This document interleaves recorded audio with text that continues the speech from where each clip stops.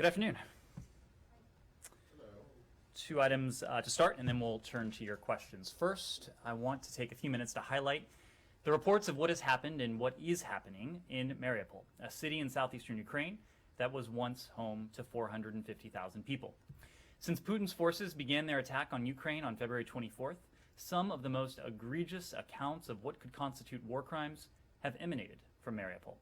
The city has been without food, without water, electricity, or gas since the early days after President Putin began his relentless assaults on the city.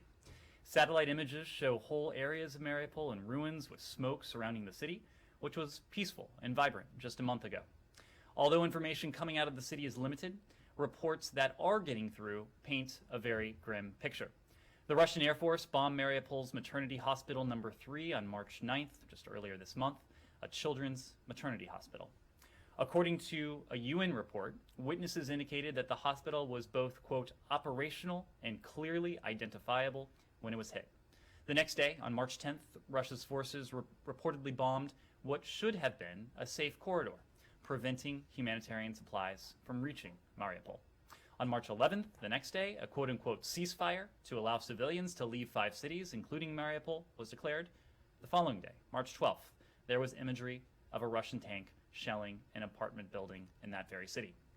On March 16th, the Donetsk Regional Theater of Drama that was sheltering hundreds was reduced to rubble. The word children had been written in Russian outside the building and was clearly visible from the air. That did not deter the Kremlin's forces. Around 130 people have been rescued, but the fate of hundreds more remain unknown. Meanwhile, on March 16th, there were reports of Russia's invading forces seizing the regional intensive care hospital in Mariupol, preventing the staff and patients from leaving the hospital and ruthlessly using them as human shields. On March 20th, Russia's bombs hit the G12 art school in Mariupol, where about 400 civilians were reportedly sheltering. It's unclear if there were any survivors. There are reports that several thousand residents of Mariupol have been unwillingly deported to Russia. We hear stories of the targeting and abduction of journalists. There have been reports of indiscriminate shelling, as well as targeted strikes on apartment complexes. Mariupol city officials say at least 2,400 civilians have been killed since Russia launched its invasion. It's likely that number is in fact much, much higher.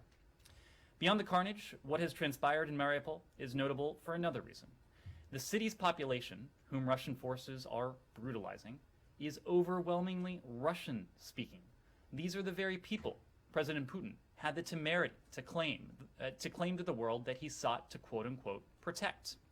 If the world needed any further indication that Putin's justifications have been entirely hollow, they need look no further than Mariupol. Given the preponderance of Russian speakers, Putin may well have expected residents of this city to welcome his forces.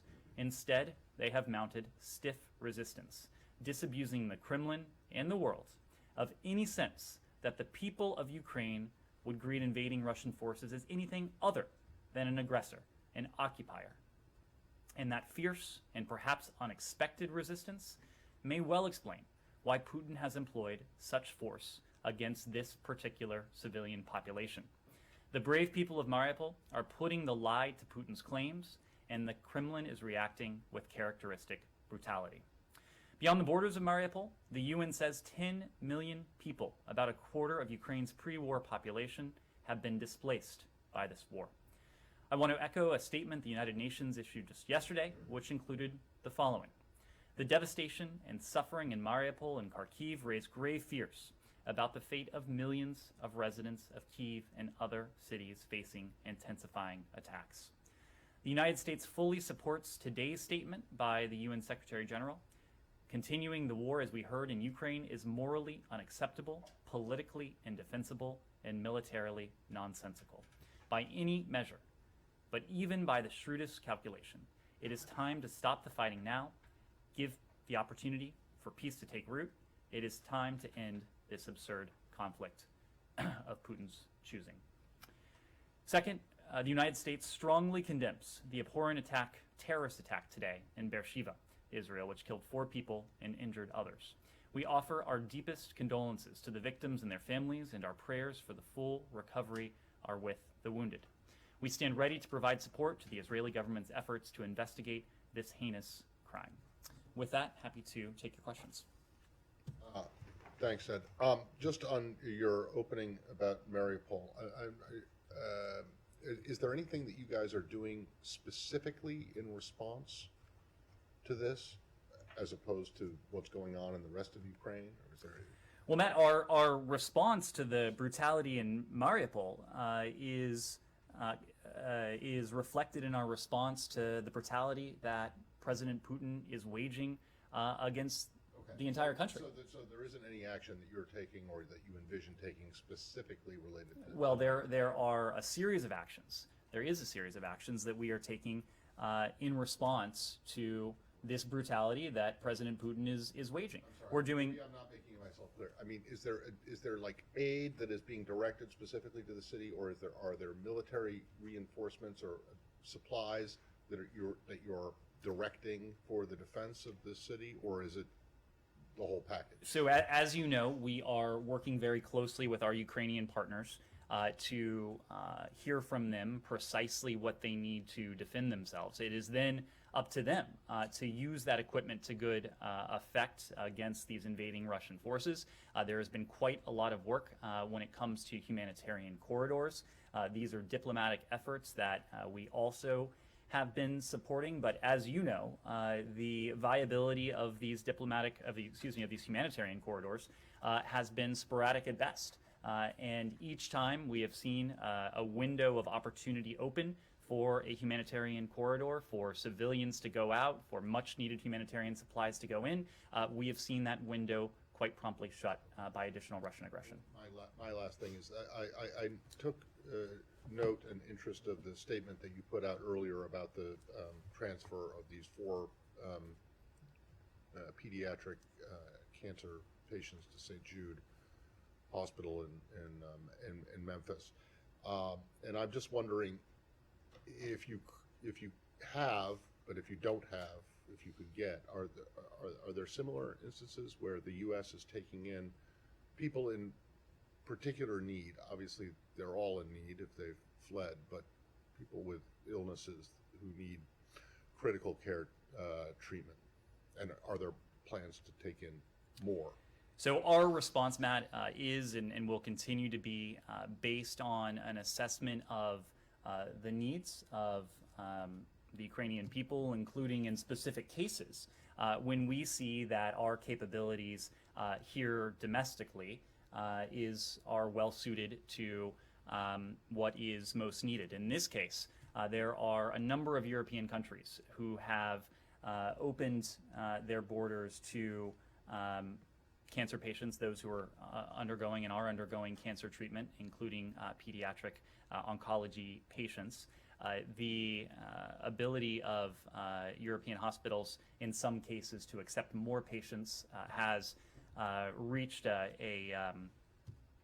reached capacity in some areas, and so we recognized in coordination with St. Jude that they had the availability, they had the capabilities to take in these patients.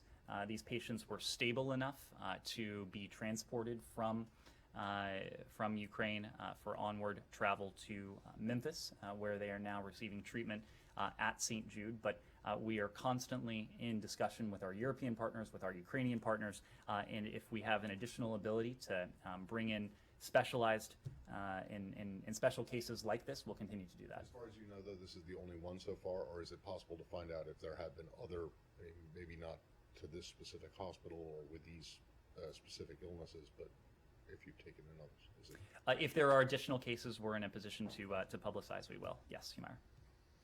So there's been a meeting with the leaders of EgyptIsrael UAE. I'm sure you've seen, focusing on Ukraine, but mostly on Iran. It looks like there is an Arab-Israeli axis emerging, basically to counterbalance Iranian power in the region, and likely because they probably don't fully agree with the U.S. position on this issue. What do you make of this meeting? Have you been in touch with these governments separately about this particular meeting? We're in regular touch with each of these governments. We welcome the trilateral summit between Egypt, United Arab Emirates, and Israel. It was held in Sharm el-Sheikh.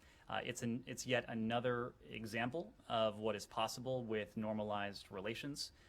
We will continue to support the Abraham Accords and normalization agreements between Israel and countries in the Arab and Muslim worlds. To advance this goal, we will work closely with Israel. We'll deepen our diplomatic ties with the Palestinians. We'll consult with partners in the region and well beyond who have a common interest in supporting efforts to advance lasting peace. A couple points to your specific question.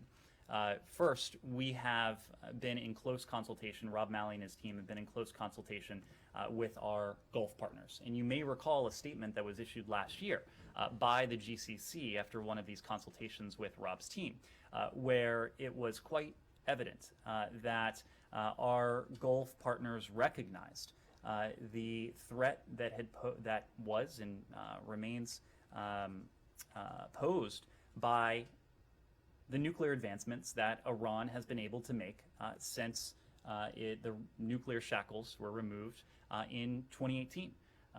Countries around the world, including our Gulf partners, have recognized that with Iran's nuclear program out of the box, we do have a viable option to put it back in the box in the form of a mutual return to compliance with the JCPOA. In that joint statement, we saw that our Gulf partners, in fact, welcomed the possibility of a mutual return to compliance with the Joint Comprehensive Plan of Action. Now, that is something that is still in the works. We're still in an effort to determine whether that will be achievable. We are preparing, as you heard from me yesterday, for a world in which we have a JCPOA and a world in which we don't. But either way, the president's commitment to the fact that Iran will never be able to acquire a nuclear weapon, that is ironclad, that is solid, that is something that we will work to achieve and that we will achieve, whether there's a JCPOA or not. You mentioned other groupings in the region. These are relationships that we certainly support. As I said before, we continue to support the Abraham Accords and other normalization agreements. For our part, you have heard us speak to new groupings that have also emerged, including in the region. One example is the trilateral relationship between the United States, India, and the UAE. You saw those three foreign ministers here at the State Department together in person late last year. It's a relationship, a trilateral relationship that we will continue to invest in and to continue to develop. The fact is that we share a number of interests with our Emirati partners, with our Indian partners in the case of that grouping, but also our relationship with Egypt is one that we value, and we value Cairo's relationships in turn with Israel and the UAE. Right. On the nuclear talks, you used different language yesterday. So can you say how prepared that Plan B is, and whether you guys have like a cutoff point in mind when Plan B should be deployed? Well, we have always known since this process began last April that a mutual return to compliance was something that we deemed to be in our national interest, but we always knew it to be an uncertain proposition because, of course, it would take more than our effort to achieve it. It would take a willing partner on the Iranian side. And so the jury is still out as to whether we will be able to achieve a mutual return to compliance with the JCPOA. As I said yesterday, an agreement of this sort is neither imminent nor is it certain. And so that is precisely why, for the better part of a year, we have been preparing for either contingency, for either scenario. A world in which we have a mutual return to compliance, that is to say, a world in which the JCPOA is the means by which we put Iran's nuclear program back in the box. We reimpose those permanent, verifiable limits on Iran's nuclear program and prevent Iran from obtaining a nuclear weapon. But given that this has always been an uncertain proposition, we've always discussed, or we've long discussed, I should say, alternatives with our partners in the region. We've been doing this with our European allies who are part of the P5+1, in this case the E3 countries of France, Germany, and the UK. We've had these discussions with our Israeli partners, with our partners in the Gulf, and farther afield as well. So we have put a lot of planning and thought into this. For obvious reasons, we haven't detailed publicly what that might look like, but it is not for lack of planning on our part. And in terms of time frame? In terms of time frame, we will continue to pursue a mutual return to compliance as long as that vehicle continues, mutual return to it continues to be in our national interest. Yes, At- but you said that given the breakout time and all that, you kept saying for weeks and months now that the window was closing. and that hasn't changed. That hasn't changed. What That's been also very long weeks and what also has not changed is that based on not on again the chronological clock, and I know we often deal in chronological clocks, but you've heard us. We often deal in there is a technical clock when it comes to the JCPOA, as you've heard us as you've heard us as you've heard us discuss before. And that technical clock, again, it's not based entirely on chronology, but it is based on the advancements that Iran has been able to make once those nuclear shackles were removed from it in 2018, or once it distanced itself from the nuclear agreement in 2018, and the continued advancements that it has been in a position to make. So until we determine that a mutual return to compliance is no longer in our interest, that is to say that the non-proliferation benefits that agreement would convey to us, to our European allies, to our partners in the region and beyond are obviated by those advancements, we'll continue to pursue it. But what we've long said about the short runway, that remains true. We know that there has to be a great deal of urgency, and we know that now the onus is on Tehran to make decisions regarding its willingness to enter into, once again, a mutual return to compliance or not. So we will have a good sense of all of this before long. Paul. Well, given all that you said, we still don't know what happened in the past week. A week ago, you, others were optimistic that a deal could be signed this week, or could be reached this week. Could. The emphasis is on but, could. No, but there was and that remains true my today. emphasis If was, difficult decisions are made, including in Tehran, that could and would still be true. my emphasis was this tone of optimism, and yesterday then you said there's no imminent deal. There's a change in tone. What happened from last week to this week? What happened in these discussions where people thought that something was going to be, an agreement was going to be reached, and now that we don't hear that from you at all? Paul, last week, if you recall, we were talking about really two different sets of challenges. One, we were referring to perhaps somewhat obliquely as external factors. Of course, we've heard a very different tone from Russia in recent days when it comes to their approach to a potential return to compliance with the JCPOA, but we still made the point at the time that we were working through a number of difficult issues. Now that those external factors are not at the fore of these negotiations, and we've heard a different tune from Moscow, we are still working through a number of difficult issues. As I said before, the onus is on Tehran to make difficult decisions that it might consider difficult, but we have negotiated for the better part of a year, of course indirectly through our allies and partners in good faith, in a constructive manner to get us to this point. We are still at a point where if those decisions are made, we could reach a mutual return to compliance very soon, but it will take some decisions. So are you at a real impasse right now? Again, I wouldn't want to characterize it beyond the fact that there are a number of difficult issues that we are still trying to work through. Sorry, can I just clarify something? You just mentioned when you were talking about Russia and the external factors, you said something about Russia and a return to its compliance with the JCPOA. Is it your position that Russia is not in compliance? No, I did not intend to say that, and if I did, it was a mistake. Yes. Thanks, Ned. Now, President Biden just yesterday stated that India is the only Quad partner that's somewhat shaky in isolating Russia, while the Australian Prime Minister said that Australia understands India's position when it comes to the historic ties. Now, my question is, are all Quad partners in sync with each other in understanding and accepting India's historic ties with Russia? And if not, how does this impact the Quad going forward? And another question, Over the last 4 weeks, U.S. has sanctioned has sanctioned Russia, including defense sanctions. So during this period, has the Biden administration finally made any decision or come close to a decision when it comes to the CAATSA sanction vis-a-vis the S-400 procurements? I don't have anything new to update you on when it comes to the applicability of CAATSA. We continue to work with Congress and our Indian partners on these issues.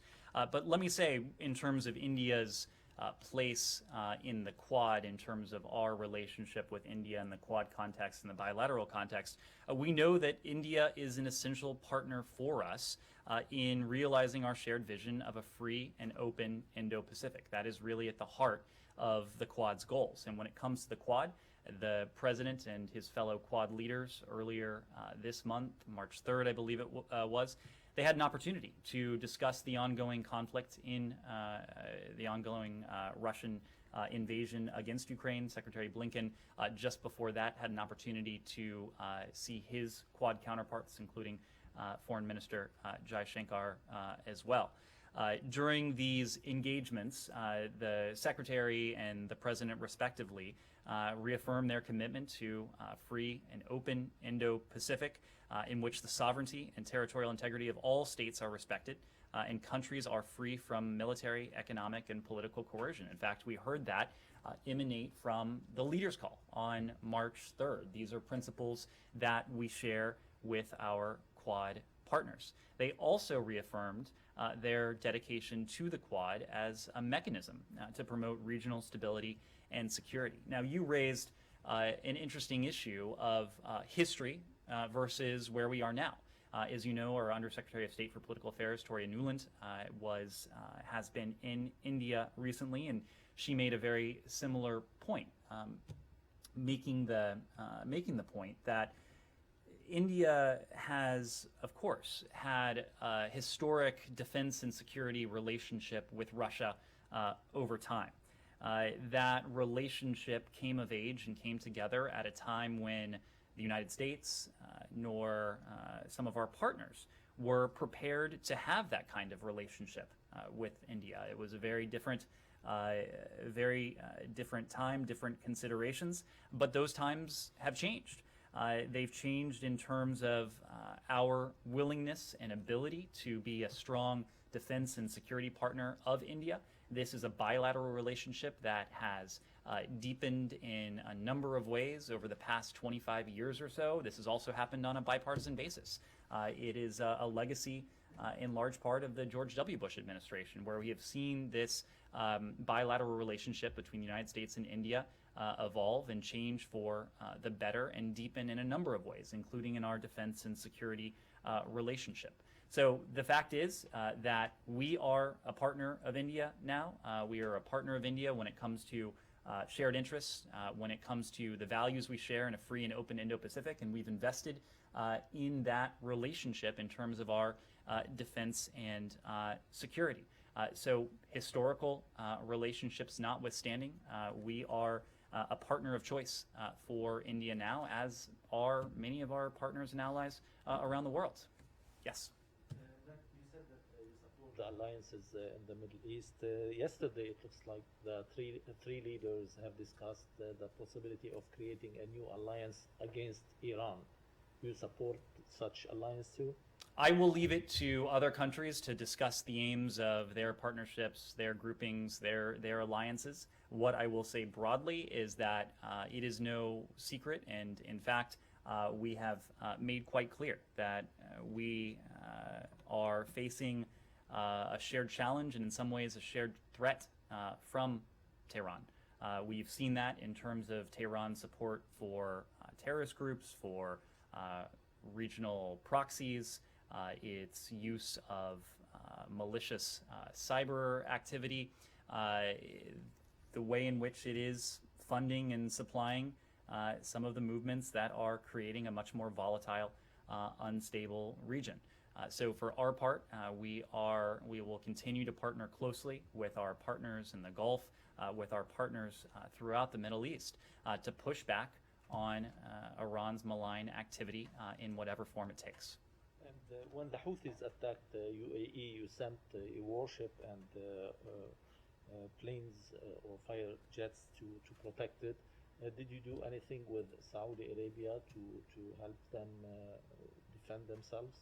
Well, as you know, we have a very deep security relationship with Saudi Arabia. Saudi Arabia has been the target of some of these reprehensible terrorist attacks that have emanated from Yemen. We have condemned those in the strongest terms.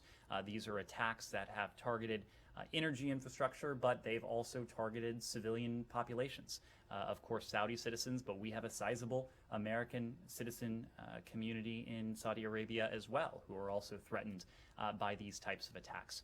I would note that in terms of our concrete security cooperation, the Saudis, with our assistance, have been able to intercept some 90% of these attacks that have originated in Yemen. Of course, we want that number to be 100%, and perhaps even more importantly, we want the number of attacks to go down to zero. And we're doing that in a number of different ways, but we know that at the core, the way to put an end to this threat is to address the underlying conflict in Yemen. That is also something that we are working very closely with our Saudi partners on.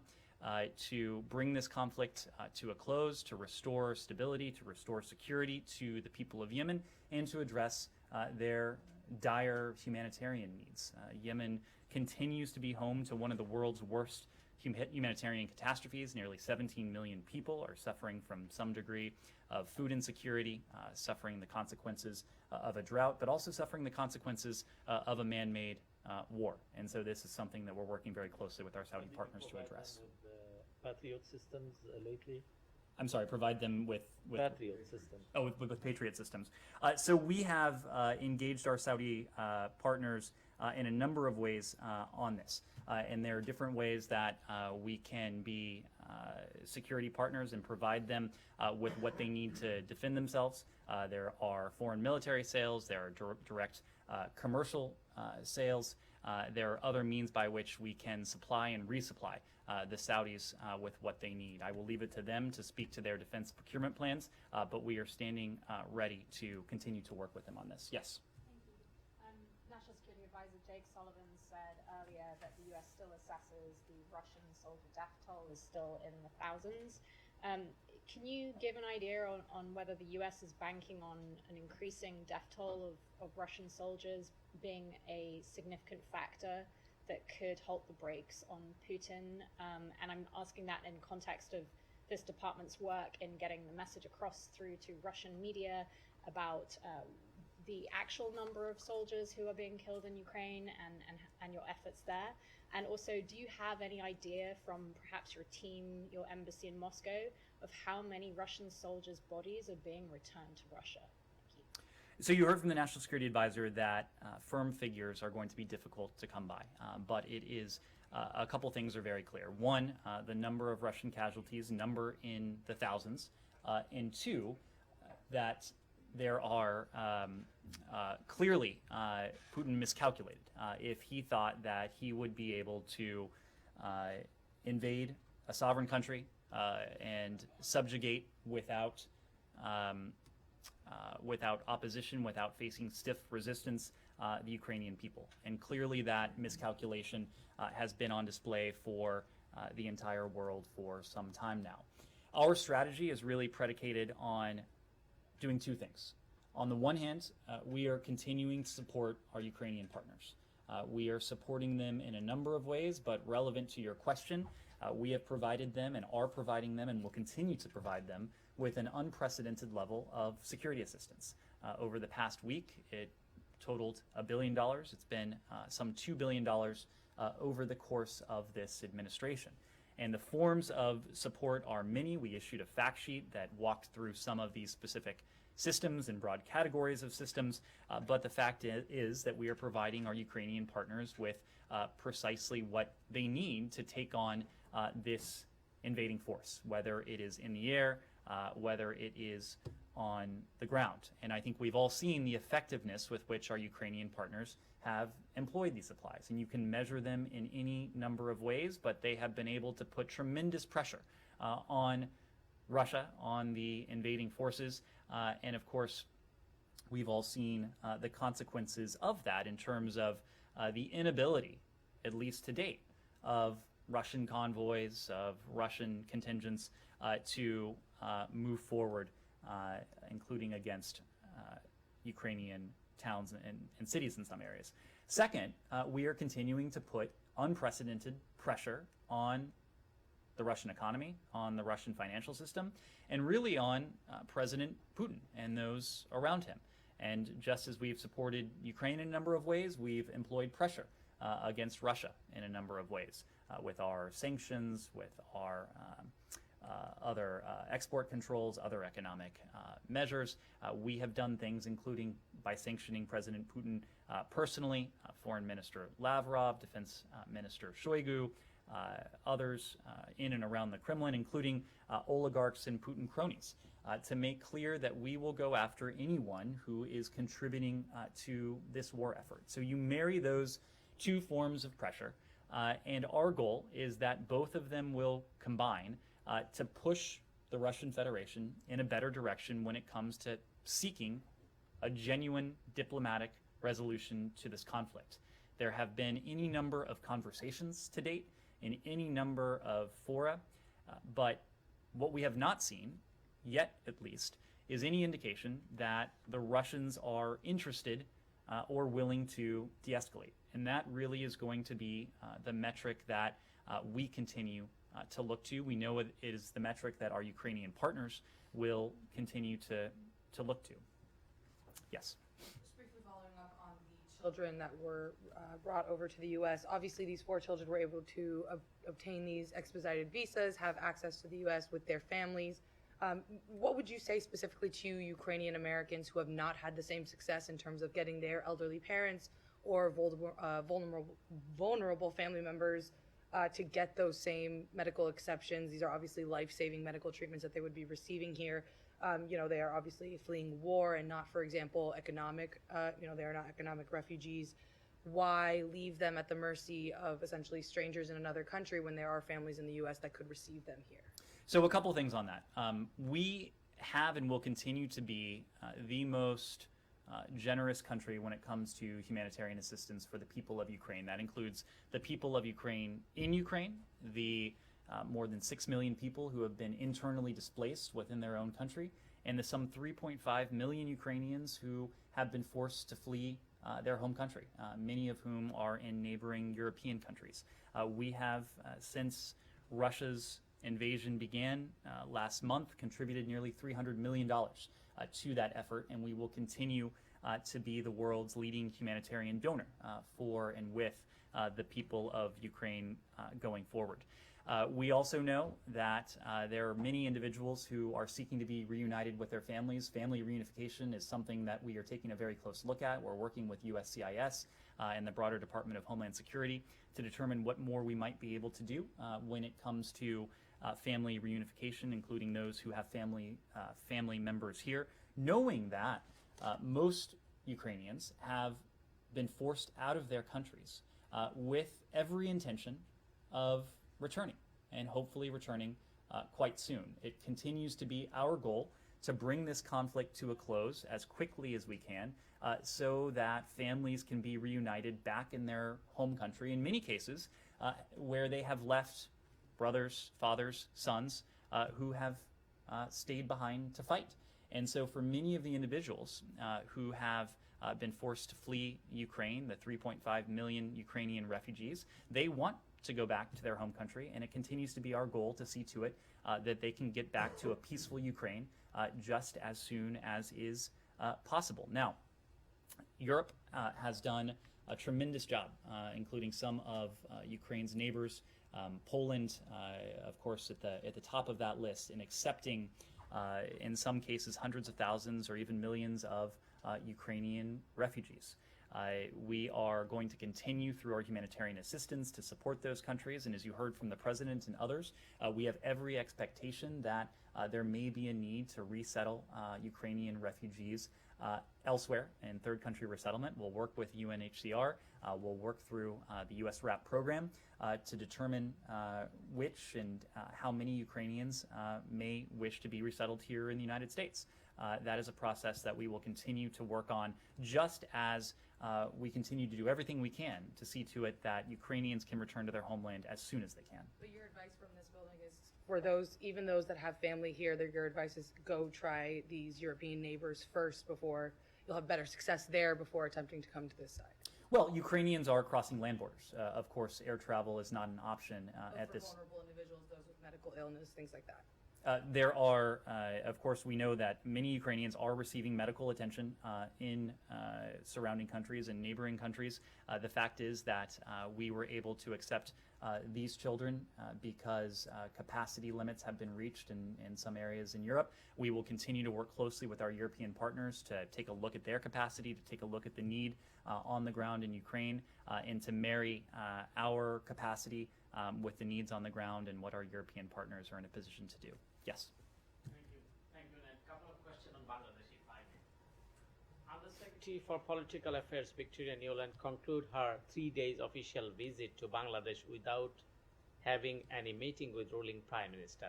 May I know why she didn't meet with the Prime Minister of Bangladesh?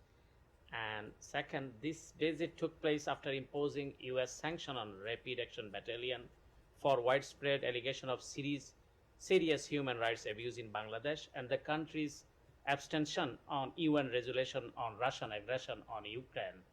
Obviously, this country is supportive to Russia one way or another. So, and the country itself is a problematic situation now in terms of democracy, absence of voting rights, and freedom of expression. Main opposition leader Begum Zia still is in house arrest. May I know what message conveyed to the authoritarian government of Bangladesh from the Biden administration during this senior official visit, and will Biden administration critical on Bangladesh current regime? Well, we have spoken to our relationship with Bangladesh, but the fact that Toria Newland was there is another, I think, underlines our partnership with the people of Bangladesh. This is a country, this is a people with whom we have a long-standing partnership. This is a country that has welcomed refugees. We've been speaking to Ukrainian refugees, but of course, there have been any number of refugee crises in recent years, and Bangladesh, of course, has, as a country, has opened its arms to the Rohingya population that was forced to flee Burma. So we will continue to be in close contact with our Bangladeshi partners in government, but also our partners in Bangladesh extend well beyond governments as they do around the world.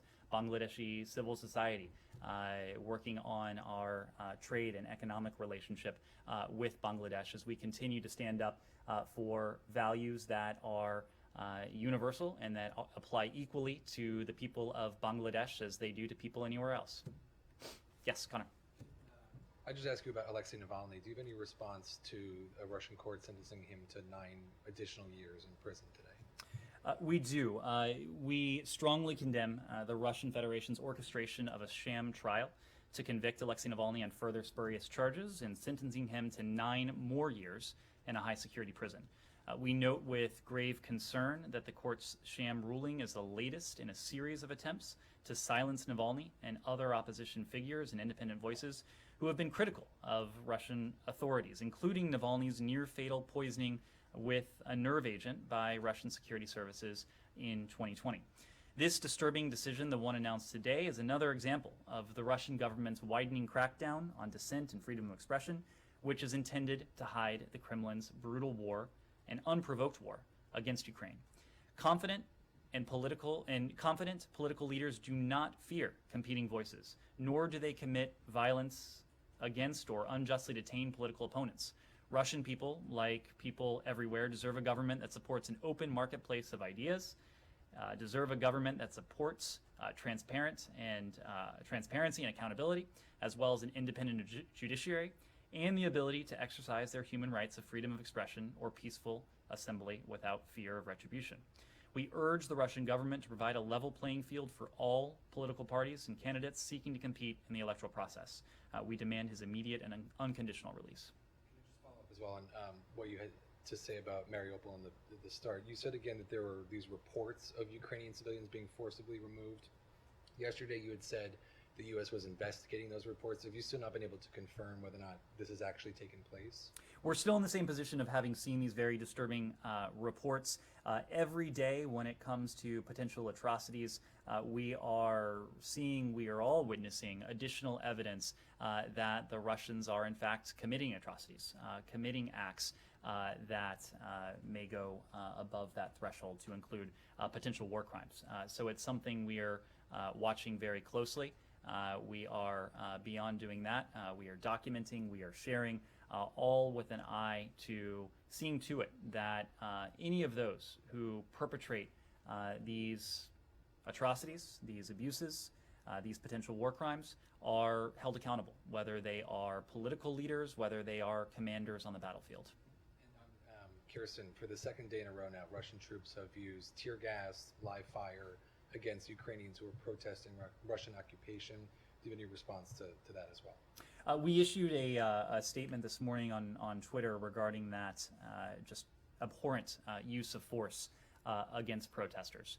It is consistent with what we have seen on the part of the Russian military that has sought to brutalize people that are doing, in many cases, nothing more than standing up for the sovereignty and territorial integrity of their country. In this case, these were individuals who were peacefully protesting.